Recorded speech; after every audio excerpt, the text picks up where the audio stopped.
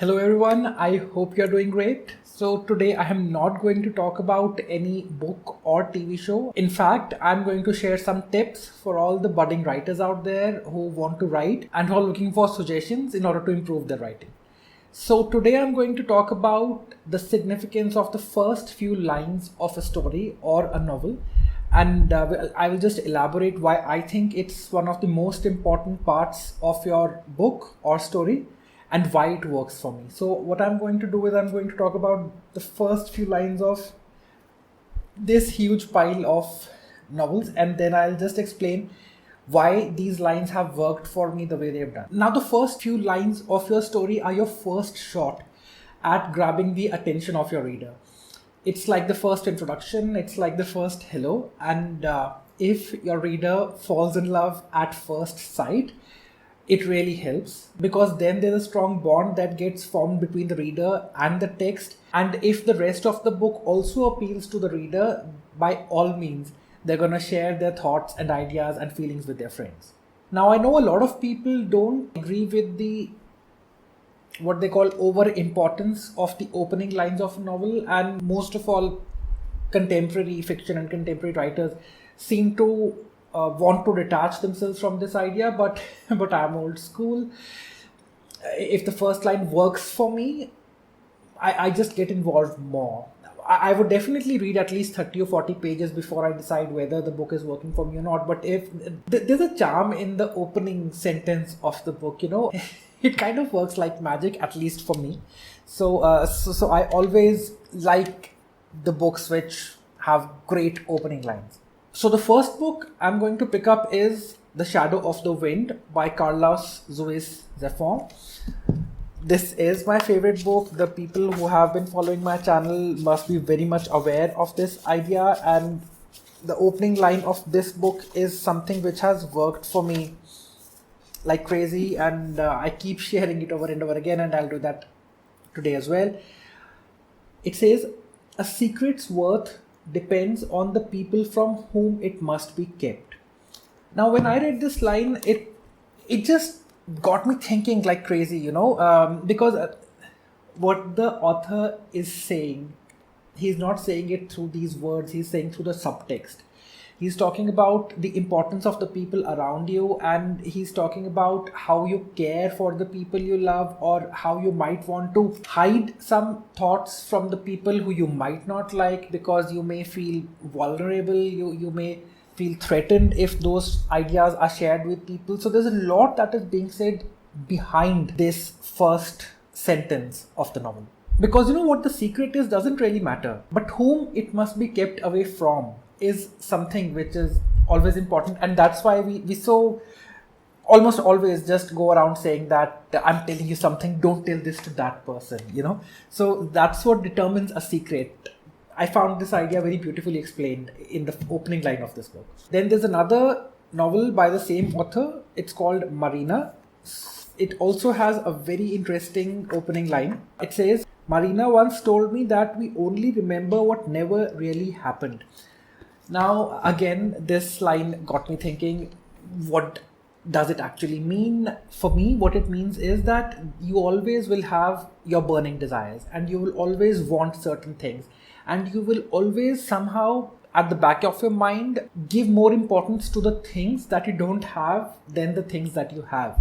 So you will always have this itch, this feeling, this craving to have the things that you want. And that's what the author tries to push here in the first opening line, that you always remember the things that you don't have more. So I thought that was very beautifully expressed in this line.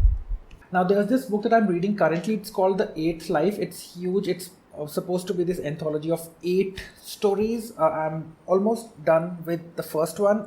It is so beautifully written that it's not even funny. I'm thoroughly enjoying this book, and again, it has a great opening, and it's a comment about beginnings. So you will observe that there are a lot of books which open with a comment on the idea of beginning, and this is one example for that. It says, "This story actually has many beginnings.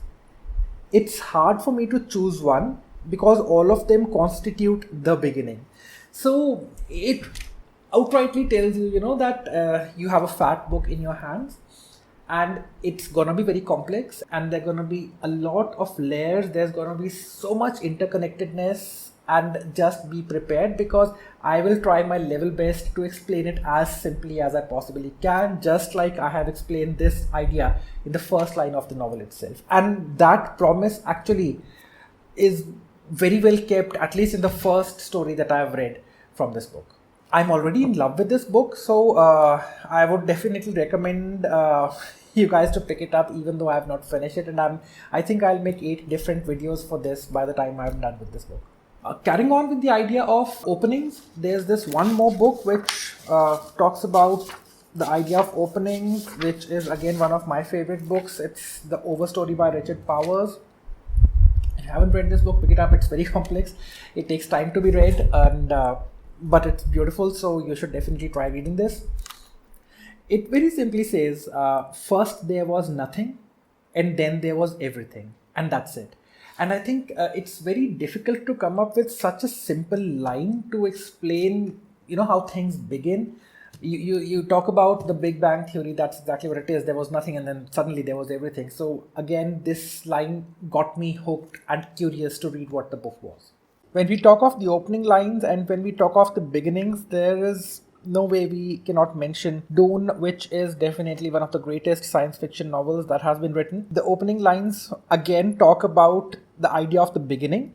So it says, a beginning is the time for taking the most delicate care that the balances are correct. Every sister of Bene Gesserit knows. Again, it tells you that the beginning, it sets everything afoot. So that's why it's very crucial to understand and see how you want to deal with it and how you want to treat it. And that's what the author is trying to say here.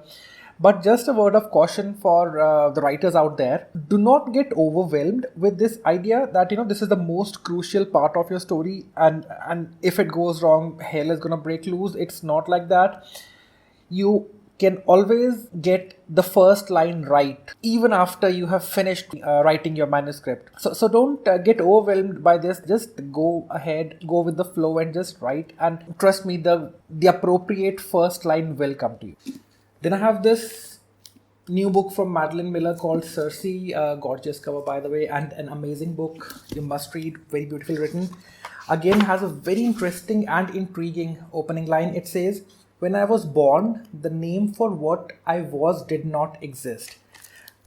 Now the book starts with pushing the idea that this is a story about first of their kind. And people didn't know how to respond to this one person whom they're going to be talking about. It just got me curious again to know that, what is it and how it's going to unfold and what happens then. Of course, when you pick up this book, what they're going to be talking about. It's Greek mythology, the first witch and all of that. But I think that was a very beautiful way to introduce the first witch that ever was. Now, before I go on any further, I'm going to give you 3 more examples from my own books in which I have tried to compel the reader to read on with my opening lines of the books. So first I'm going to pick up Paperback Dreams. And I had an opening line in my mind, and it was supposed to be a trilogy of books. I wanted to have the same opening line for all the 3 books, but somehow it didn't unfold like that. And the first line of the first book did end up becoming the last line of the last book. And the first 2 books had the same opening line, and then the last book had this line concluding the whole story. So it goes, this is not how it is supposed to be. I'm an author. I'm supposed to be rich and have a huge mansion for a house somewhere in the mountains. The idea of this book was to share it with people that, all the glamour and the fame and the money that generally is attached to the image of an author, it doesn't happen that way. So that was the seed of the story which I wanted to begin the story with. One of my earlier books, The Orange Hangover, this was a comedy, and I wanted to set the tone right from the first line itself. And I wanted the main character to come across as someone very confused and witty at the same time. So the opening line goes, I did not get fired, I quit, and I'm not even lying. So you immediately know that there's something wrong. And if he's saying that he's not even lying, then we're sure that there is something that happened which he's trying to hide from the reader. And I thought that will kind of awaken the curiosity in the reader and they'll want to read on.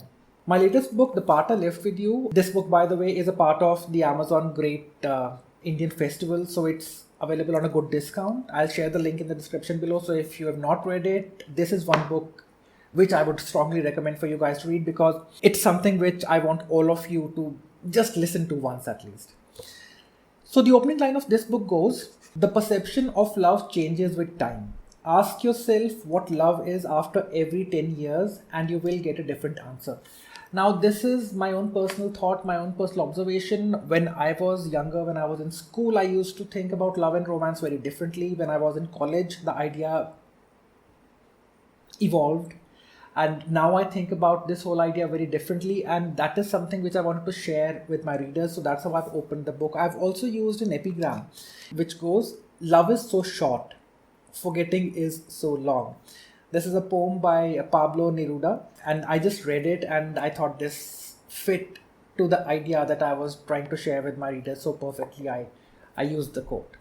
Now, One Day Again is one of my favorite novels. Most of you must already be aware of that. And I keep sharing the story again and again. I was on my way to Calcutta, I believe, for one of my book events, and I had to prepare on the way on the flight. And I just picked up this book from the airport and I started reading it. And the first line of the book went like, "I suppose the important thing is to make some difference. Actually some change. Not like change the entire world, just a little bit around you." And I was just out of college around that time, and I did kind of wanted to make a big change in the world and all of that. You know how the energies are when you're young and when you're younger, and you just want to go out and change the world and all of that. And I read these lines and I was like, yes, this makes so much sense. And let me see what the book has to say, because if this is the idea they're opening with, there must be something more of a comment about this. And I kept on reading the book and I didn't prepare for the event. On the flight, I had to reach Calcutta, go to my hotel room, then sit in, and then I worked on it. But again, I thought this was a very powerful opening line to open the book. Now I'm going to pick up some of the books, actually 3 of the books from my favorite author, Terry Pratchett, and I'll just one by one read out the first lines of these books. This is The Truth by Terry Pratchett, and Discworld novel, high fantasy, sarcastic, and also funny. So just listen to this. "The rumor spread through the city like wildfire, which had quite often spread through the city since its citizens had learned the word fire insurance." Very funny, obviously.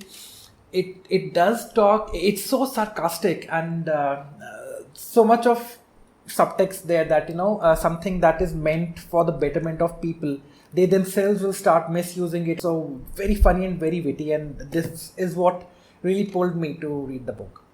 Feet of Clay, again another Discworld novel.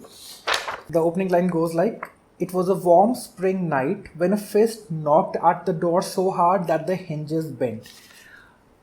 I like this line because I find that it's a very condensed way to tell you and build the atmosphere. So someone is knocking at the door and the door is shut, and they bang so hard. So there's a degree of urgency that's involved, and it sets that tone of almost like a thriller. What's going to happen? What's happening? And why are people behaving the way they do? So I think that the tone is set very beautifully with this line. Monstrous Regiment, another Discworld book.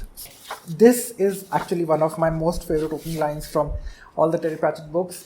It says, "Polly cut her hair in front of the mirror, feeling slightly guilty about not feeling guilty about doing so." So you see, there's so much of irony here, and he's just magical with his words. So she's feeling guilty for not feeling guilty, and there's so much of an internal conflict, and that's how he's beginning the story. So I thought it was a wonderful way to begin a novel. The Celestial Hunter by Roberto Colasso. So non-fiction, but again, I read the first line and I was like, this is something that I really have to, and I wanted to sit with the book easily with my mind all fresh, and I wanted to focus on the text. So I've kept this book in the freezer for a while because I really want to have good mental space when I sit down to read this. The opening line goes, "In the time of the great raven, even the invisible was visible, and it continually transformed itself." So this just sets this whole idea of mystery about the past time and mystery about things that you want to know and you don't know really much about them. So I think that was very in place to catch the reader's attention the way it did. Well, this is a book which I read when I was a young teenager, so it's a very iconic line, and that's probably the reason why I want to share it with you. Anyone who's grown up in the 70s or the 80s, this is one book, Eric Segal's Love Story, which they must have read. This is one book which was read by the people even who were not too much into reading. So I think that it deserves a mention here. One of the most iconic novels and one of the most iconic opening lines for a love story. And it goes, "What can you say about a 25-year-old girl who died? That she was beautiful and brilliant and she loved Mozart and the Beatles and me." So, you know that she's dead, and you know that there is someone who's talking about his lost love, and then there's gonna be more details, and it just sets the tone of the book, and you want to know more about it. All right, then, see you next time.